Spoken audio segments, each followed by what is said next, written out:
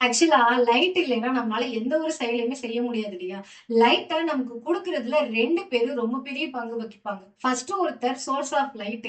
அவர் தான் ஒளியோட மூலம். வேற யாருமே கிடையாது நம்மளோட சன்னு. அவர் எப்பவுமே பிரைட்டா இருக்காரு. நான் பார்த்த கூலஸ்ட் பெர்சன் யாருன்னு பார்த்தோம்னா அது சன்னு தான்ப்பா. அவர் பாட்டுக்கு நைட்டு தூங்க போவாரு. காலையில எந்திரிச்சு வந்து இந்த வேர்ல்டையே பிரைட் ஆக்கி விட்டுருவாரு.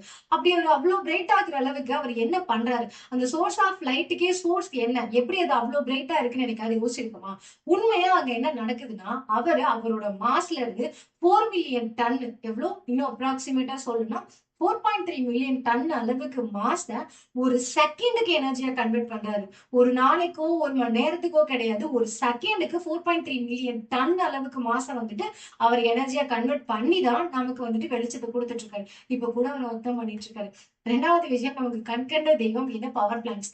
இங்க 1 கிராம் யுரேனியம் 1000 வீடுகளுக்கு பவர் குடுக்க முடியும்னு சொல்றாங்க. ஆக்சுவலா அங்க ஒருத்தர் 4.3 மில்லியன் டன் அளவுக்கு மாஸ எனர்ஜியா கன்வெர்ட் பண்றாரு.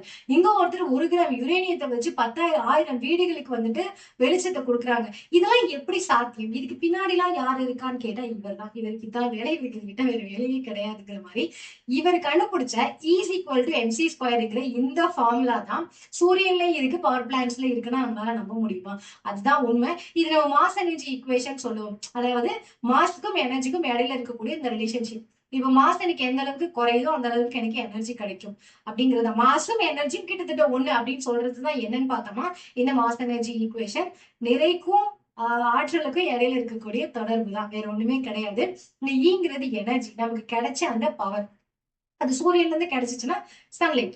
எம்ங்கிறது மாஸ். இப்போ நம்ம எடுத்திருக்கக்கூடிய பொருளோட மாஸ். இப்ப நம்ம சூரியன் தான் நம்ம எடுத்திருக்க சோர்ஸ், ஒளி மூலம் அப்படிங்கிறப்போ அதோட சூரியனோட மாஸ் தான் இங்க மாஸ். சிங்கிறது ஸ்பீட் ஆஃப் லைட், வேற ஒண்ணுமே கிடையாதுப்பா. இது மூலமா தான் மேல இருக்கக்கூடிய அந்த ஸ்பேஸ் அதுவுமே இயங்குது. இந்த ஈசி கோடு எம்சி ஸ்கொயர் மூலமா தான் அங்க இருக்கக்கூடிய நட்சத்திரங்கள் எல்லாத்துக்குமே வந்துட்டு ஒளியானது கிடைக்குது. இன்னொரு விஷயம், நமக்கு பவர் கிடைக்குது, நம்மளோட டே டு டே லைஃப் ஒழுங்கா இருக்குன்னா அதுக்கு காரணம் இந்த ஈசி கோடு எம்சி ஸ்கொயர்ங்கிற ஃபார்முலா தான். என்னதான் இதுக்கு இவ்வளவு பெரிய அழகான முகம் இருந்தாலும் இதுக்கு இன்னொரு ஒரு கொடூரமான முகம் இருக்கு. அதுதான் நம்ம 1945ல நடந்த ஹிரோஷிமா நாகசாகி. இது மூணையுமே ரிலேட் பண்ற ஒரே கான்செப்ட் அந்த ஈசி கோடு எம்சி ஸ்கொயர்ங்கிறது தான். இங்கேயும் அதுதான் நடந்துச்சு. சோ இந்த 3 கான்செப்டையுமே நம்ம நெக்ஸ்ட் வீடியோல நல்ல டீடைலா பார்க்கலாம். இதெல்லாம் நீங்க பார்க்கணும்னா நம்மளோட அறிவியல் சப்ஸ்கிரைப் பண்ணிட்டு எனக்கு ஒரு லைக் கொடுத்து உங்க ஃப்ரெண்ட்ஸ் எல்லாருக்கும் ஷேர் பண்ணிடுங்க. பிளஸ் 10th 11th 12th ஸ்டூடெண்ட்ஸ்க்கு எல்லாருக்குமே கிளாஸஸ் போயிட்டு இருக்கு. ஸோ அதையும் நீங்க பார்க்கணும்னா கண்டிப்பா சப்ஸ்கிரைப் பண்ணி வச்சுக்கோங்க.